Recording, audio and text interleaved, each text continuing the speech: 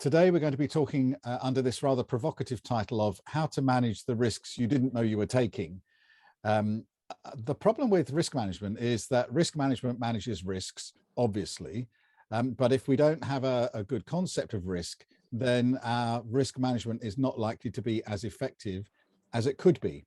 And I've been involved in risk management for actually about 35 years. I started in the early 80s. And so I've seen a lot of risk management where people say, do you know what, this doesn't really work. There must be a problem with the process or with the theory or with some of the concepts.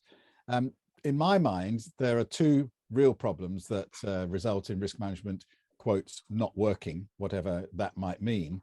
And we might come to that in a moment. But one is the way that we our actual implementation of the risk management process, the way that we put it into practice. But behind that is our thinking. And if we don't think right about risk, then clearly we won't be acting right towards risk. And a lot of my work over the last 30 years has been trying to help people understand the underlying concepts, the foundation of risk management, which then forms a basis for the way that we do manage the risks in practice. And so I've been challenging people's ideas about risk for some time and trying to help them think more clearly about what risk really is. And as a result, what the challenge is that we have to face when we're trying to manage the risks on our projects. And I would just say that in my mind, risk management is the most important thing you can do in any project. I know you'll have been talking about planning and time management and scope management and change control and leadership and all of those things, which are fine. But basically, we plan to succeed on our projects. And then if something happens that wasn't in the plan, that we weren't planning for, then everything sort of falls apart. And we all seem to know in practice that the planned, our first plan for the project never actually seems to work out the way that we intended. Something always happens that wasn't in the plan. And if only we'd been able to see those things in advance and spot the things that were going to happen that weren't in the plan and be better prepared for them, then we might have had a better chance of succeeding in achieving our goals at the end of the project. And those things that aren't in the plan, that turn up unexpectedly, that affect our ability to achieve our goals, those things are risks. And so it's really important that we understand what risks are and how to manage them, because our ability to succeed in our projects is directly proportional to our ability to manage the risks in the projects. So this idea of managing the risks that we didn't even know we were taking is really, really important, because the ones that we don't see are the ones that could affect us unexpectedly, and then we'll be in trouble. So let's introduce the subject straight away. I plan to talk for about 40 minutes and then open up for questions. We'll have questions at the end, because it's quite likely that later on, some of the questions that you have raised at the beginning will be answered later on in the presentation. At least that's what I hope. But let's start with some pictures. We all know what we mean by risk, right? And maybe some of these pictures sort of match your vision or your perception of what risk is. Some big scary thing that completely overwhelms us, or at least threatens to overwhelm us, that we're not up to the challenge, the poor little kid in the top left-hand corner. Maybe we just feel like, as project managers or project management professionals, we're the target and everybody's aiming at us, and that's a pretty risky place to be. Or with the bottom picture, there's just some sort of big undefined thing out there in the water which looks pretty menacing, and we're not quite sure if it's safe to proceed.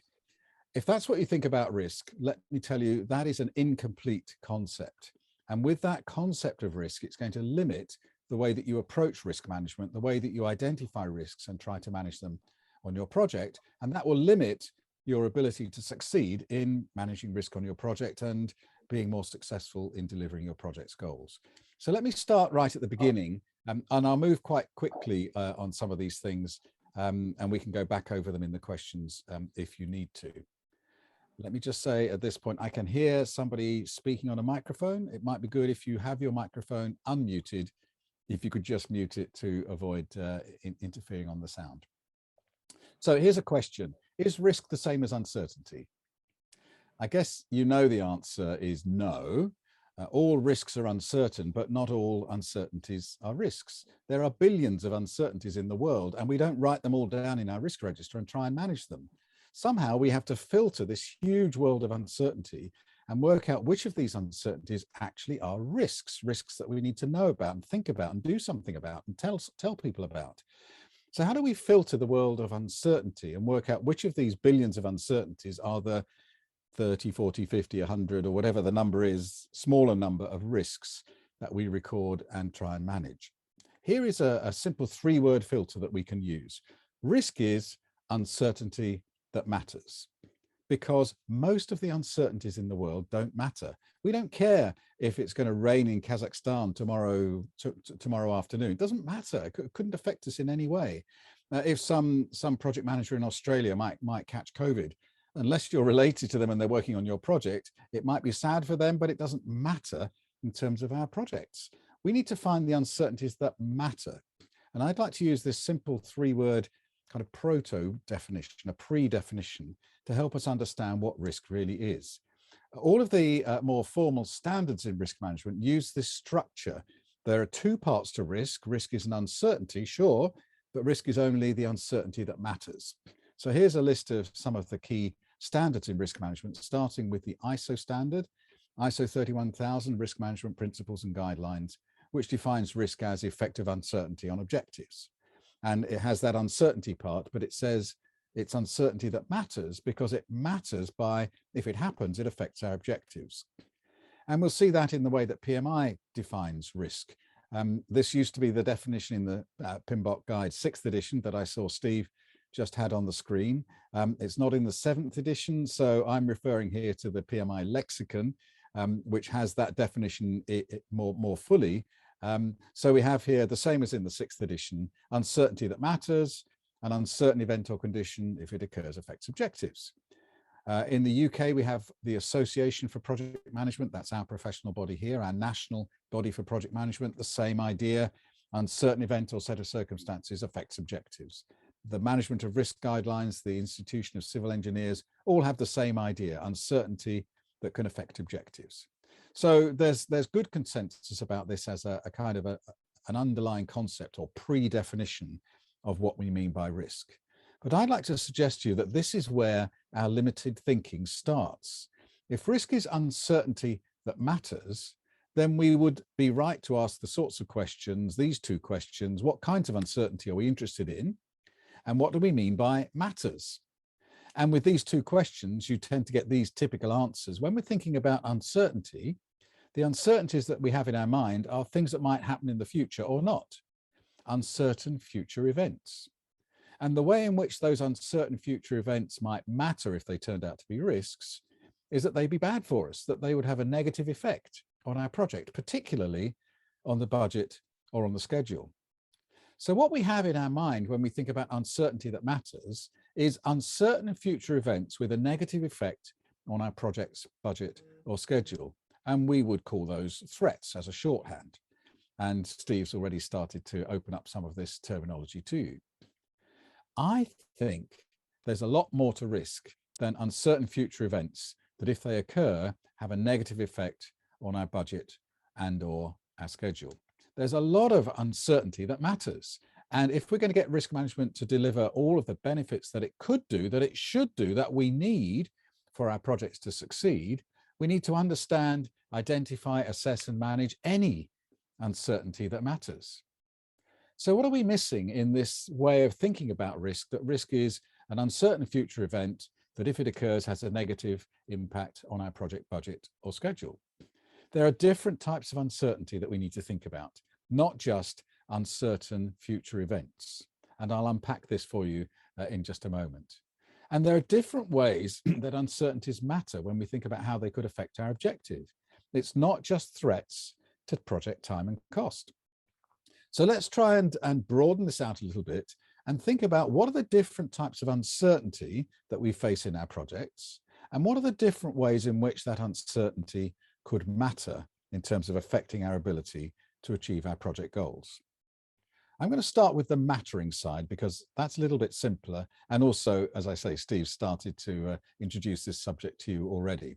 So when we're thinking about uncertainty that matters, which impacts of risk, which impacts of uncertainty matter to us in our projects? And I'd like to suggest to you that it's not just the uncertainties that could hurt us which matter to us. Of course, there are uncertainties that, if they occur, could waste time, that could take longer, that could cost money, that could damage reputation, hurt performance, injure people. All of these uncertainties that could hurt us, that could hold us back from achieving our goals, are important. But there are also uncertainties that, if they occurred, would help us to achieve our goals, help us to work faster, smarter, cheaper, to improve what we deliver to the customer, to be more efficient and more effective, and even more efficacious, if you know what that word means. Uncertainties that help us are equally important as uncertainties that could harm us. And both of these things ought to be managed proactively if we want to take a professional approach to managing risk on our projects. We could just say, well, we'll focus on the uncertainties that could hurt us. And, the ones that could help, well, that would be nice, but we really need to make sure nothing damages the project. But that's not really giving our projects the best leadership and the best effect that we could. We want to work out what really matters and then try and capture uncertainties that could help us. We're not just about preventing potential problems and stopping things going wrong on our project. Of course, that is important. But if we're professional project managers or project professionals, we also want to make sure that our project works in the best possible way and find anything that could help us go as right as possible to deliver our project objectives fast and smart and effectively. So we're looking at not just uncertainties that harm us, but also uncertainties that help us. And we tend to use this language that risk has two types. There are bad risks, downside risks, negative risks. The word for that is threat. But there are also good risks, upside risks, positive risks, and we call those opportunities. Opportunities are uncertainties that matter. An opportunity might never happen, but if it does happen, it helps us achieve our goals. So it's an uncertainty that matters, and that means it comes under the heading of risk. So there are two flavors of risk, good ones and bad ones. Risk management is about managing opportunities as well as threats. So we don't have risk management for threats and then some other thing called opportunity management. We have risk management for all types of uncertainties that matter, the good ones as well as the bad ones. And hopefully that is a familiar concept to you. You don't need persuading about that. So we're not just interested in threats. We'll see that in the PMI definition of risk. An uncertain event or condition, if it occurs, has an effect on one or more project objectives. And the words that I've missed out here are the three words that you'll recognize from the definition, I hope. It's an uncertainty that, if it occurs, has positive or negative effect on our project objectives. So the mouse in this little funny illustration is not only concerned about the trap, which could injure him or kill him, so he's got his helmet on and he's going very carefully. And as project managers or project professionals, we have to see the things that could damage our projects, and we have to protect ourselves and go carefully, obviously. But the mouse is also interested in a positive uncertainty. Can I get that cheese? And that's what we're trying to do in our projects, to extract the benefits which are not certain, to make sure that we finish our project in the best possible way. And that means managing positive uncertainty as well as negative uncertainty.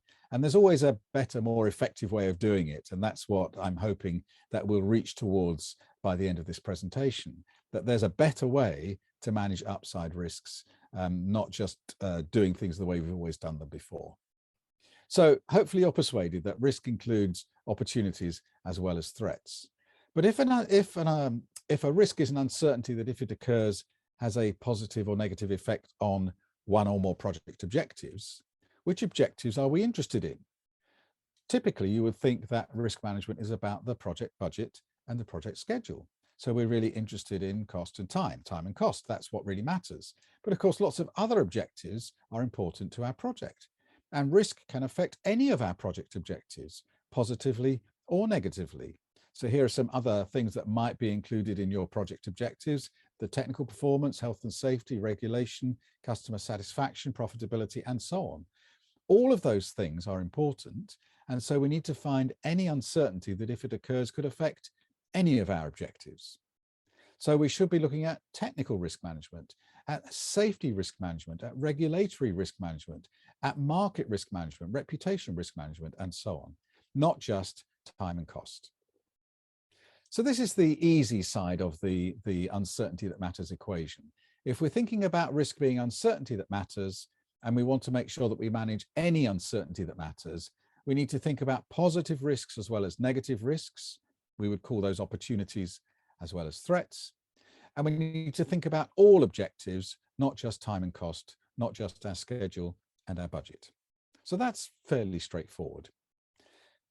Now let's get to something which might be a little bit more challenging in the way that we think about risk. What kind of uncertainty matters to our project? And typically we would think about uncertainty being future events, uncertain future events. But we find in our definitions of risk, and I showed some of them earlier, something which implies to us that it's not just uncertain future events. For example, the PMI definition talks about an uncertain event or condition that, if it occurs, affects our objectives. The Association for Project Management says an uncertain event or set of circumstances. The ISO standard says that risk management should explicitly address all forms of uncertainty. All uncertainty is in scope. So what do we mean by conditions or sets of circumstances or all uncertainty? Is it just uncertain future events, or are there other types of uncertainty that could matter for our projects? I'd like to suggest to you that there are 4 types of uncertainty that matters. And those of you who are risk specialists might recognize these words: stochastic uncertainty, aleatoric uncertainty, epistemic uncertainty, and ontological uncertainty. Do any of those ring any bells? Possibly not. This is our risk jargon, and it's not really fair of me to use those words in this presentation. So let me decode these words. What do we mean by these 4 technical jargon risk specialist words? Stochastic uncertainty are our uncertain future events. So this is called event risk. That's a much easier way to understand it than stochastic. Stochastic is just a Greek word that means uncertain. Aleatoric uncertainty, we call this variability risk. And allium in Latin is a dice, or a die, I should say. Alea are dice. And so we throw the risk, throw the dice, and we have uncertainty about the outcome. This is variability risk. The Greek word episteme means knowledge. Epistemic uncertainty is ambiguity. It's risk that arises from lack of knowledge or understanding in our heads or in our experience. And ontological uncertainty is known as emergent risk, because the ontological side is talking about our worldview, our concept of how the world works, our conceptual framework. Any uncertainty which is outside of our conceptual framework is a risk that we need to have some way of responding to. So the idea is that if any uncertainty matters, any uncertainty, it needs to be managed if we want our projects to have the best chance of succeeding. So let's have a little look at what we mean by these 4 different types of risk. I won't use the words stochastic, aleatoric, epistemic, and ontological. That really would be unfair on you. But let's see what they mean, give you some examples, and talk about how we might manage them on your project, because you can be sure that every project is subject to these kinds of uncertainties. It's not just uncertain future events. There's also variability, ambiguity, and emergence that we need to think about. But of course, uncertainty that matters does include uncertain future events that may or may not happen. And those are the sorts of things that we're very familiar with, things that would be or should be in your standard risk register. Here are some examples. You might lose a key supplier.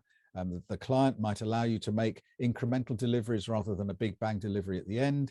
You might lose one of your resources just before you need them, or one of your subcontractors might have some great ideas about how to improve your efficiency. You'll notice these are both positive and negative, by the way.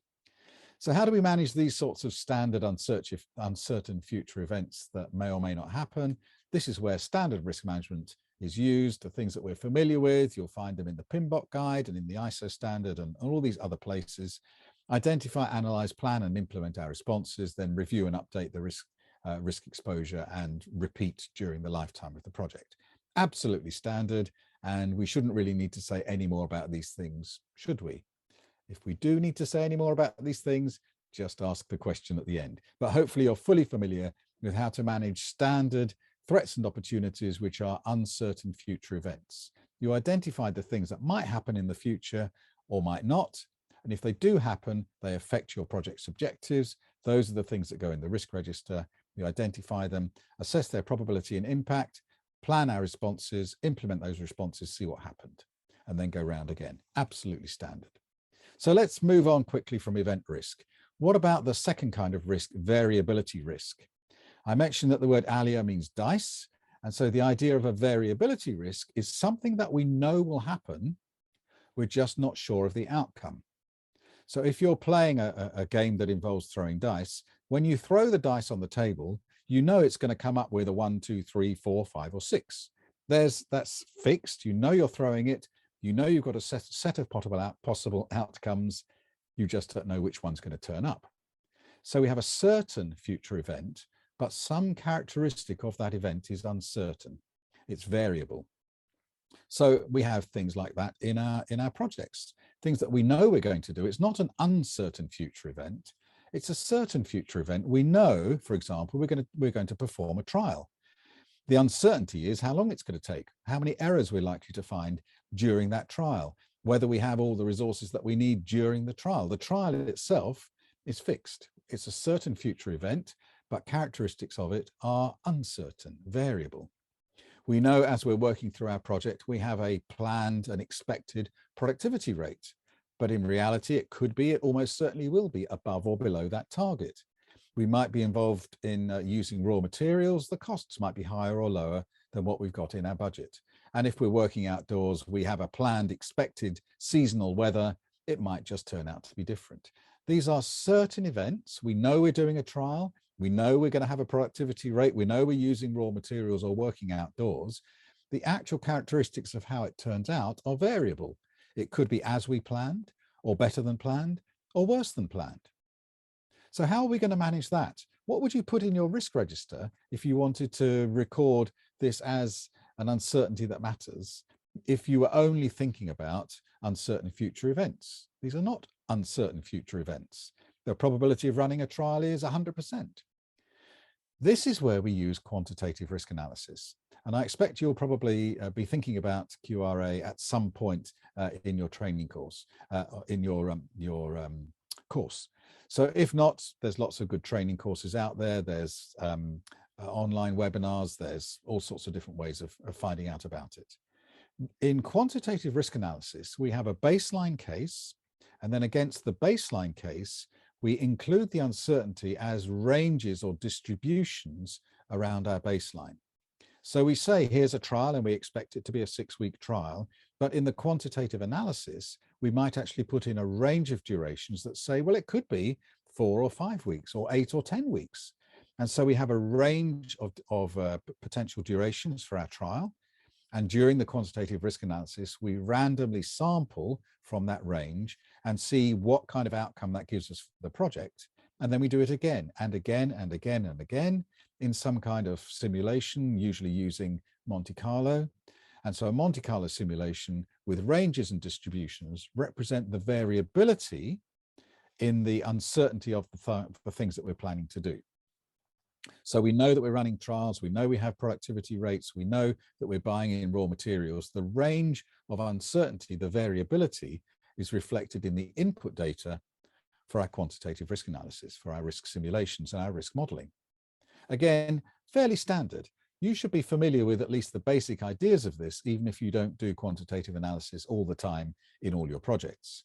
It's an important way of understanding what variability could affect our projects and how that variability might work together to affect the overall project outcome. So aleatoric or dice-based risk uncertainty is again handled by one of our standard techniques, quantitative analysis. Fairly straightforward. Let's think now about the third type of uncertainty that matters. We've had our events, uncertain future events.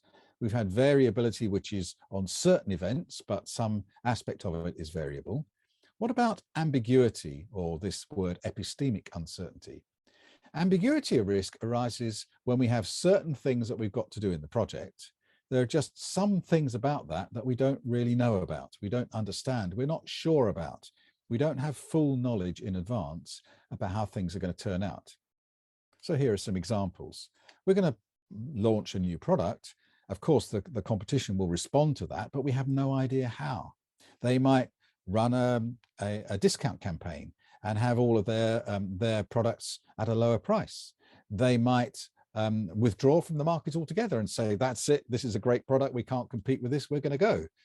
They might have some kind of get there like a second mover plan, where when we've planned a new product, they come in very quickly with a replacement product which is better.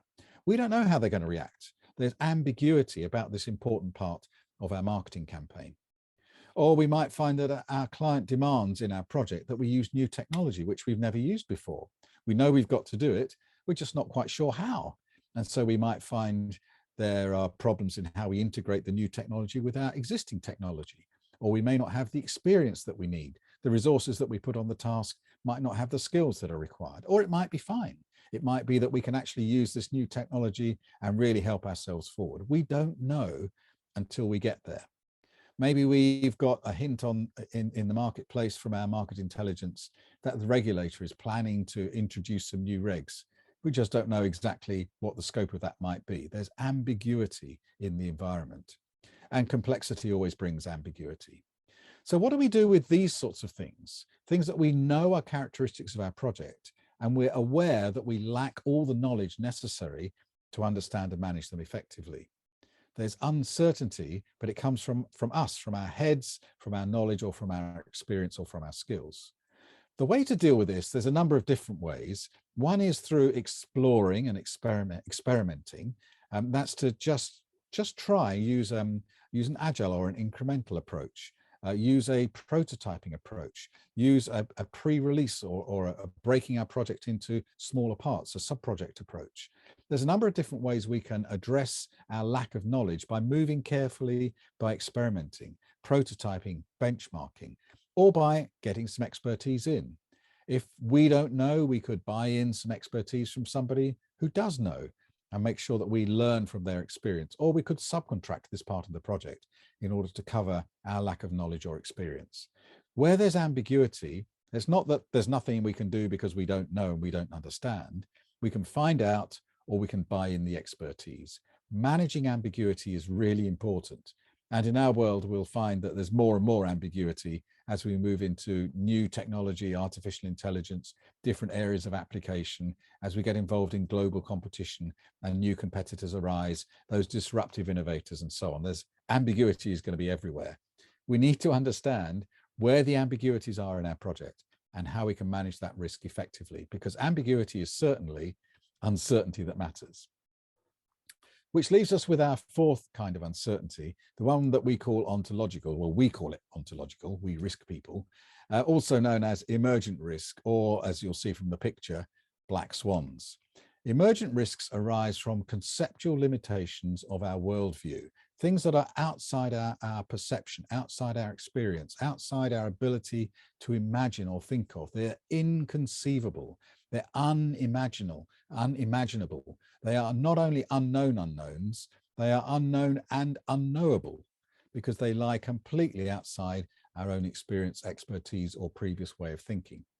And these are very difficult. These things emerge from, well, we don't know where they emerge from. They just arrive. And that's why we call them black swans, with that idea that we used to know for certain that all swans were white, until in the 17th century, we discovered Australia and then New Zealand, where swans were black.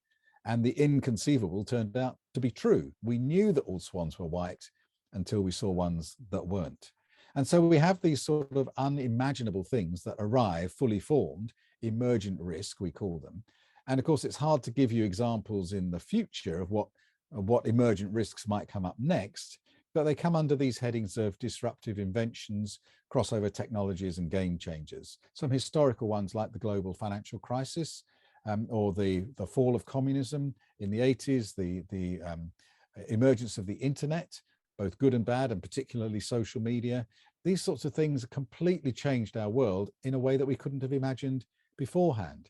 Now, Uber and Airbnb and some of those things, now we've got driverless cars, the whole sort of electric revolution, climate change.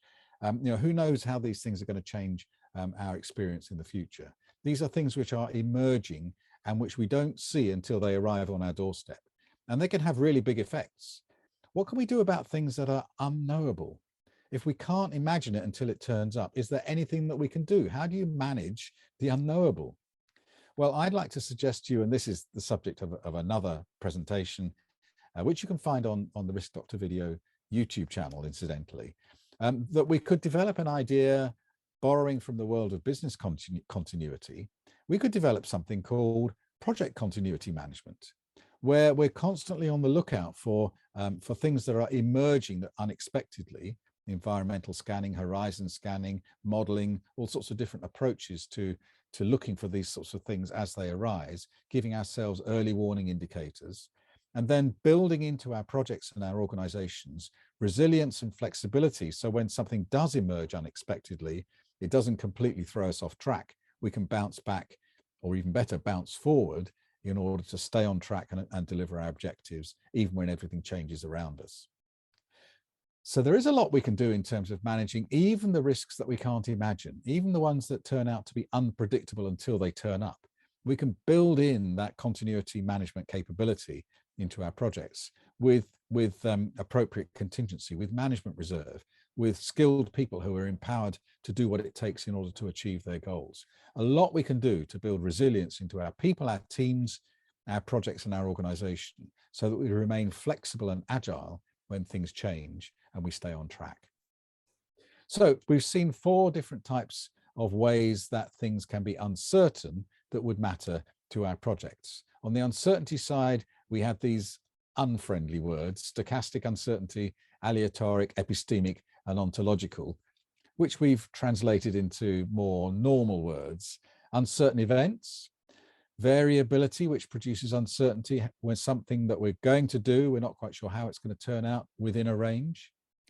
Ambiguity, where there's uncertainty because we don't really know, we don't understand what the options are, where we're not quite sure, we don't have the knowledge or experience to understand what's going on. Or emergence, where things just pop up unexpectedly with a big effect. These are uncertainties that matter, and we have ways of dealing with them. We can deal with event risk through traditional risk management processes. We can deal with variability risk through quantitative risk analysis and simulation modeling. We can deal with ambiguity through experimentation and exploration and buying in expertise where necessary. And we can deal with emergence by having a continuity management approach that builds resilience and flexibility into our people, our projects, and our businesses. So there's a lot that we need to think about on the uncertainty side. There are lots of uncertainties that matter, not just uncertain future events. So let me wrap up with a few final thoughts and then hand back to you for some questions. How we think about risk determines how we manage it. It's really important that we have a good concept of risk, a broad concept, an accurate concept, a true concept of uncertainty that matters. Otherwise, we'll never be able to manage risk effectively. Risk management manages risk. If we have a limited view of risk, then our risk management will have limited effectiveness. If we have a broad and accurate view of risk, then our risk management will be effective and our projects will have the best chances of succeeding.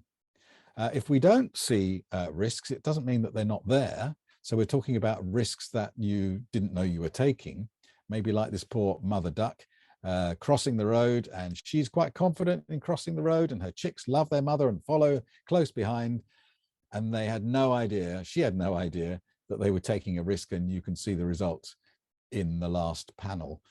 I'm told that this is just photoshopped. No animals or birds were harmed in the making of my presentation. But it's true, we can proceed with our projects and say, everything's fine, just follow me.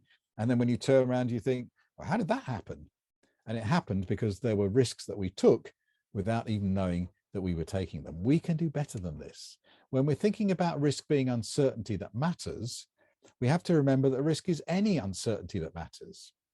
So on the uncertainty side, it's not just uncertain future events. It includes that variability in our planned tasks. It includes ambiguity, where we have limited experience and knowledge. And it includes emergence, where things arise completely unexpectedly that we couldn't have foreseen. On the mattering side, it's not just the bad things. There are threats, but there are also opportunities, not just downside risk, but upside risk. In all of these areas of uncertainty, we need to be looking for things that could help us to achieve our objectives. And when we're talking about objectives, it's not just time and cost. Any project objective could be affected by any source of uncertainty. So let me finish by asking you a couple of questions. I know we're going to move to a time when you can ask me questions, but I've got a couple of questions for you. What risks are you taking without knowing it? You could be sure that there are some uncertainties that matter that you haven't thought of. And the question is, if you don't include all uncertainties that matter in your thinking and practice, will you make the changes that are necessary to make sure that you do? Broaden your thinking about what comes under that heading of risk. What uncertainties really matter? Where are the good ones as well as the bad ones? Where are the ones that affect objectives outside of the project budget and the project schedule?